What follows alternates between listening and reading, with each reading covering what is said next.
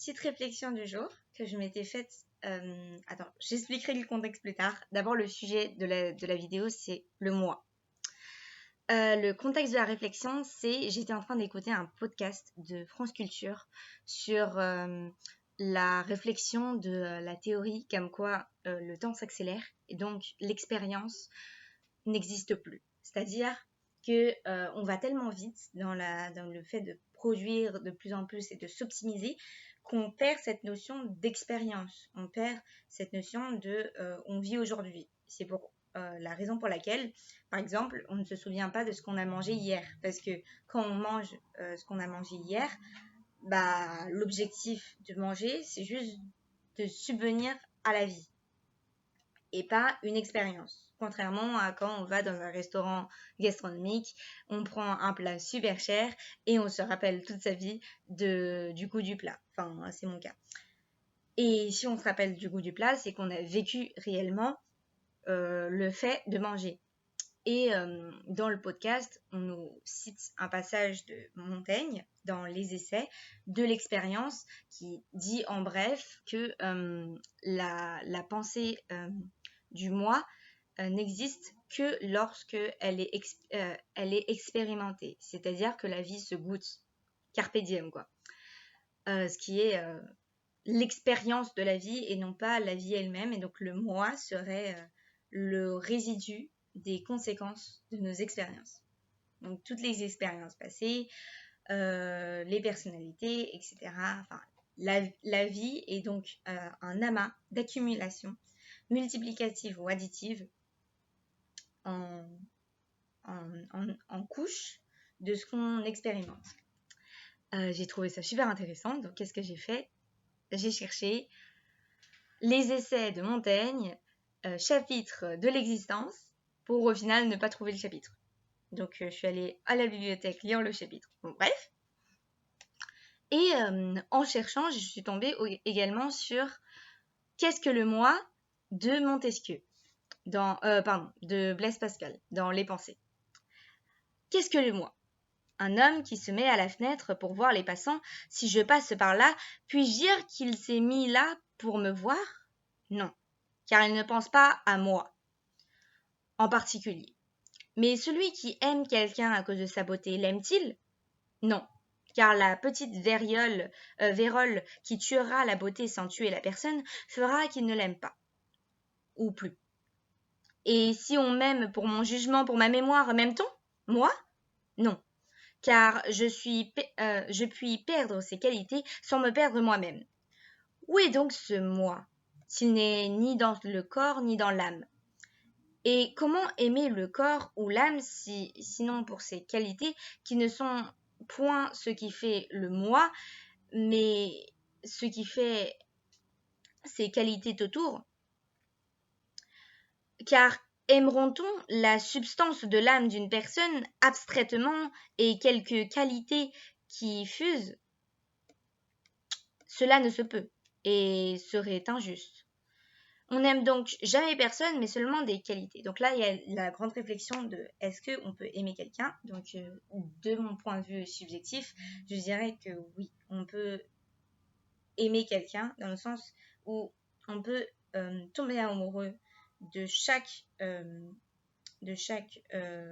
prisme de la personne et on peut tomber amoureux continuellement à chaque fois des différentes personnes qui se trouvent devant nous des différentes variations de la même personne, car selon moi, le moi n'existe pas, car le moi change à chaque heure, à chaque instant, et qu'on se renouvelle. Ça, c'est une grande théorie que j'ai, et je vous invite à lire les 200 théories sur Wattpad, parce que j'ai commencé sur Wattpad, donc je vais continuer sur Wattpad, même si Wattie a énormément de soucis en ce moment, notamment pour ses propos. Voilà, j'arrête.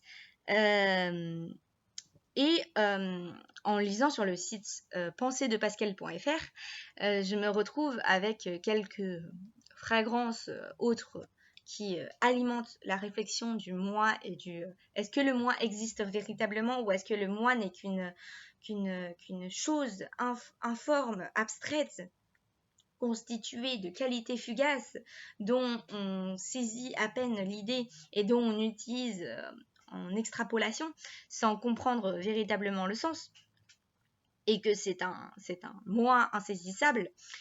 Déjà, il y a la théorie de Mérion et de Fresne qui conclut que le moi n'existe pas car il est fugace, de la conclusion de la lecture des pensées de Pascal. Donc c'est commentaire sur commentaire, c'est super intéressant. Ensuite, il y a le moi d'après Pascal de Nédoncel Pierre qui explique que ce serait une légologie cartésienne subversive. Et je trouve que le mot est 3 fois trop compliqué pour juste dire que c'est un moi logique et scientifique, sans être le moi réellement employé par la langue dans son usage habituel. Et je change de site parce que en fait, en réfléchissant sur le moi de Montaigne, Rabelais, parce que oui, j'ai aussi réfléchi sur le moi de Rabelais, mais bon, voilà, et de Pascal, j'ai eu un flashback de ma lecture de moi sur moi, de Freud, du moi, du surmoi et du... Attends, je vous retrouve parce que peut-être que... Ah, voilà. Du moi, du ça et du surmoi. Donc, en bref, c'est le second tropisme de Freud. Je ne suis pas une énorme freudienne, pour tout vous dire. J'ai lu Crépuscule d'Anne Idle de Michel... j'ai oublié le nom, je vous trouverai. Attends, je vous le trouve maintenant, tant qu'à faire. Je sais, la vidéo, elle va être super longue, tout le temps quand je fais des réflexions comme ça. Enfin, quand je fais des monologues avec moi-même. Crépuscule d'Anne Idle. C'est un super livre que je recommande à toute personne qui doute un peu ou même qui s'intéresse légèrement à Freud. Crépuscule d'Anne Idle. Car c'est un livre qui est une personne qui s'est superbement intéressée à Freud, Michel Onfray, voilà. C'est un académicien français, donc il écrit superbement bien. C'est super long, certes, mais c'est extrêmement bien documenté, car la personne a vraiment épluché tout Freud pour conclure que il dit de la merde. Voilà. En 3 mots, c'est ça. C'est longue traduction de fakir postmoderne. Donc, en bref, c'est du charabia qui cherche à s'inscrire dans de la pseudoscience. Voilà. Mais après, c'est à débat, parce que la psychanalyse est une fausse science de la même racine que les thérapies, et dont on peut s'approprier ou considérer que c'est vrai, tout comme on peut considérer que c'est faux. De la même manière que la médecine chinoise. Je considère que c'est le même niveau de flou, on va dire, de flou scientifique pour dire est-ce que c'est de la science ou c'est de la pseudo-science ou est-ce que c'est un peu des deux. Qui sait. Voilà. Ensuite, j'ai réfléchi du coup au moi de Freud et j'en ai tiré que Freud considère le Das Ich, donc le moi en allemand, comme le mélange, le statut, le lieu d'être de l'ego, et donc du conscient, de l'inconscient et du subconscient, et du préconscient et de l'inconscient. Donc c'est le système de pensée du premier tropique, donc conscient, préconscient, inconscient, les 3 prismes, c'est-à-dire les 3 états de conscience. J'aime beaucoup cette idée. Je trouve que cette idée-là, elle est plutôt scientifique, dans le sens, l'idée de la conscience, c'est-à-dire le fait de vivre pleinement de ce qu'on fait et de savoir de ce qu'on vit. Oula, c'est un peu bizarre. Bref, le fait de savoir ce qu'on fait. Et puis, il y a le fait de considérer, de considérer et de faire sans réfléchir. C'est-à-dire qu'il n'y a pas eu l'activation du lobe préfrontal, mais il y a eu l'activation de tout le reste. Sachant qu'on prend en moyenne 7 secondes pour réfléchir à la signification de ce qu'on fait. Car il y a d'abord l'action, ensuite la pensée de l'action. Ou alors, c'est très rare qu'on a la réflexion avant l'action. Ainsi donc, exemple simple, quand tu prends un biscuit, tu prends un biscuit et tu le manges. Ou alors, tu prends un stylo et souvent, tu écris directement avec le stylo sans réfléchir à ah oui, j'ai pris le stylo et je vais écrire avec le stylo. Non, c'est très rare que tu fasses tout le processus de pensée. Et donc, selon moi, le conscient, c'est la conscience, c'est le fait de réciter et de dire clairement dans la tête ce qu'on va faire et ce qu'on est en train de faire. Et de faire tout le processus de réflexion. Le préconscient, c'est le fait de réfléchir un peu, mais pas beaucoup. C'est-à-dire de se dire, oui, je vais manger, et après de prendre le biscuit. L'inconscient, c'est de manger. C'est les petits tics de langage, c'est les C que je fais quand je bégaye, etc. Et donc, pour Freud, le moi, c'est un terme abstrait et en même temps concret. C'est un terme dit pseudo-scientifique, enfin scientifique pour lui. Et toutes les personnes derrière Freud qui disent oui, le moi et le soi, c'est la même chose, c'est encore dans ce même niveau de réflexion. Je suis désolée pour l'arrière-son de la vidéo. Ensuite, il y a Descartes qui dit cognito ergo sum, oula, je sais plus, je pense donc je suis, et qui dit que le soi, le je, le moi est donc identifié comme une substance pensante, c'est-à-dire que sans la pensée, sans le cerveau, c'est-à-dire j'ai une grande théorie sur le cerveau. Je ferai une autre vidéo parce que sinon ça va être super long. Je vous le promets.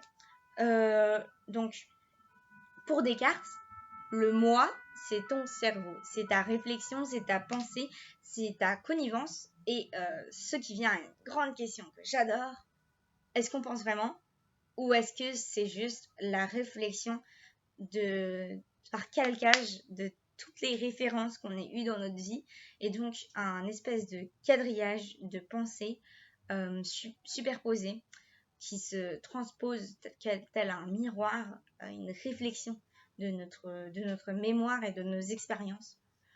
Ou est-ce que c'est une véritable âme pensante qui se passe dans notre cerveau et qui réfléchit et qui gamberge, quoi. Grand débat philosophique, débattez si vous voulez. J'attends quelqu'un pour parler avec moi sur ce sujet. C'est d'ailleurs pour ça que je poste ces vidéos, parce que je n'ai toujours pas trouvé quelqu'un qui apprécie faire des réflexions de 3 heures de réflexion philosophique avec moi. J'attends toujours. Plus ou moins sourcé d'ailleurs. Parce que des fois je source, des fois je source pas. Bref, c'est pas grave.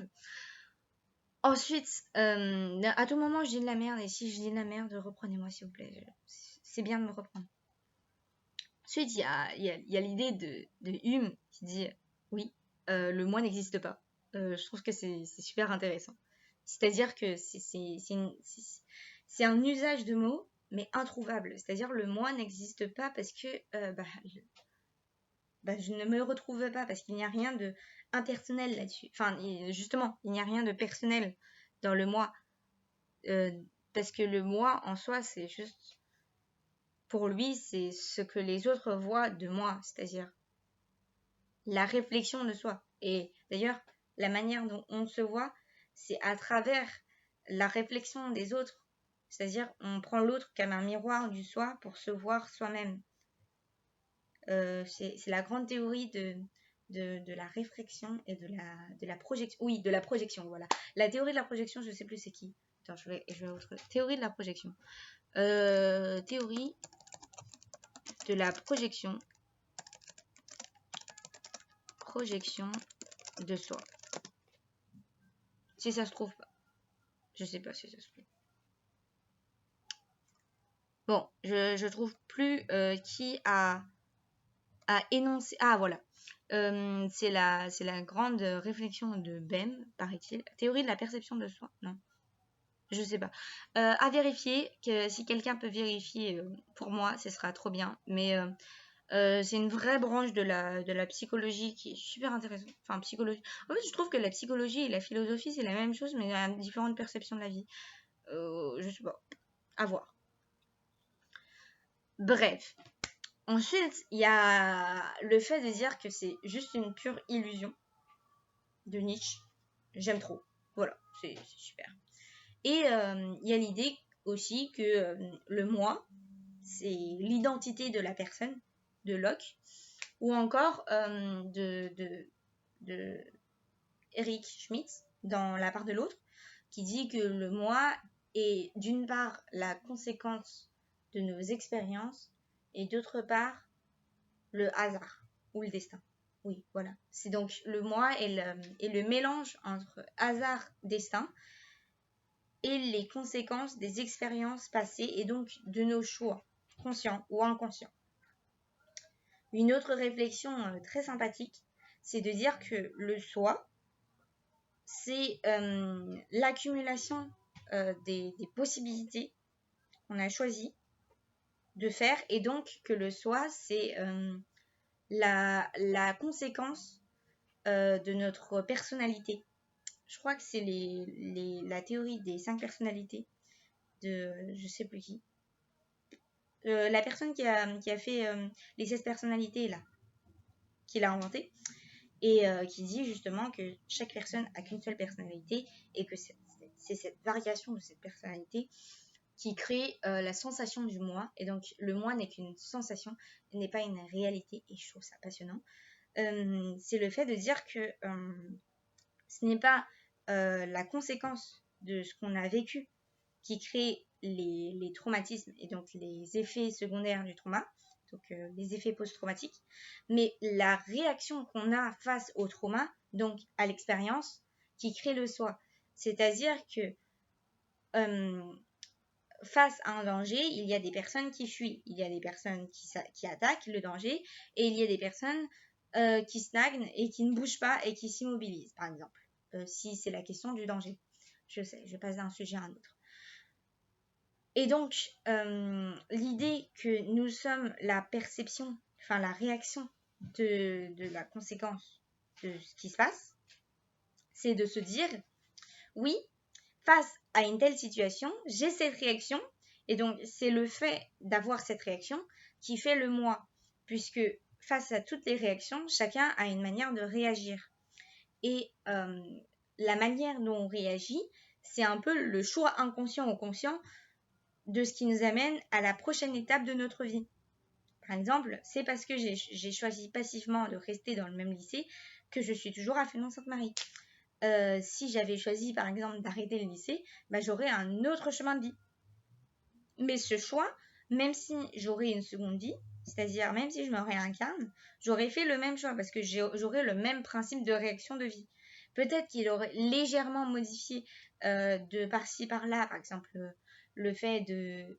Par exemple très simple, si cela ne m'a pas traumatisé, même si j'aurais voulu ne pas oublier mes clés, j'aurais quand même oublié mes clés à ce moment-là. Non pas parce que c'est le destin, mais parce que c'est cette manière de réfléchir et c'est cette manière de percevoir la vie. D'ailleurs, la question du destin, est-ce que c'est le fait d'avoir un chemin tout tracé qui est le destin, ou est-ce que c'est parce que on sait qu'on va finir par choisir ce chemin qui est le destin? Grande réflexion psychologique, et moi je penche pour la deuxième option, et donc je considère que le destin peut exister malgré la liberté de choisir. Et donc la liberté et le destin n'est pas quelque chose, n'est pas deux termes à conflit. Super intéressant. Voilà.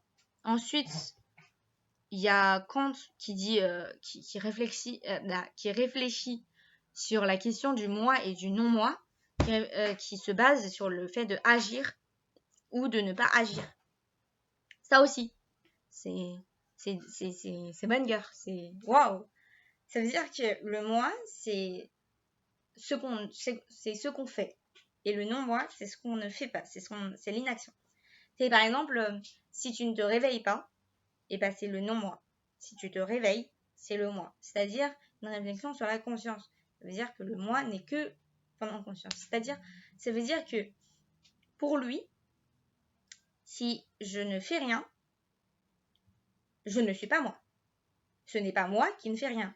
C'est le non-moi qui fait rien. Super intéressant. Mais pour le coup, je suis moyennement d'accord parce que à réfléchir. Voilà. Je pense que j'ai fini ma réflexion. Ah oui, si. Je voulais faire une petite parenthèse sur le moi dans le bouddhisme, parce que j'y ai pensé. Ah non, attends. Avant de partir dans le bouddhisme, je vais partir dans le christianisme. Dans le christianisme, le moi, c'est l'individu, c'est le résultat de la petite pensée donnée par Dieu lorsqu'ils ont réveillé Adam et Ève. Réflexion à la genèse de la Bible. Je n'ai pas lu la Bible en entier, petite précision. J'ai lu beaucoup de fragments de la Bible, mais je n'ai pas lu la Bible en entier. Donc si je dis de la merde, bah reprenez-moi. Donc dans le christianisme, le moi, c'est le centre de la personne. Et il y a une grande question sur est-ce que le moi serait l'âme, ou est-ce que le moi serait le cerveau, ou est-ce que le moi serait le corps. Et selon le christianisme, le je, c'est le corps, l'esprit et l'âme. Tout ça, c'est ensemble. Parce que quand on se réveille, après la réincarnation, enfin la résurrection, la résurrection apocalyptique, le corps est censé se réveiller. Autre grande question, est-ce qu'on se réveille avec un corps totalement pété, c'est-à-dire des os, ou est-ce qu'on se réveille avec tout le corps renouvelé avec la chair et tout? Grande réflexion, grande question. Je ne sais plus c'est quoi la réponse dogmatique des papes, pardon. Mais le fait est, pour les chrétiens, techniquement, enfin, je parle des chrétiens catholiques, petit rappel, le moi, c'est l'âme, l'ego et le soi, c'est-à-dire tout le soi, et que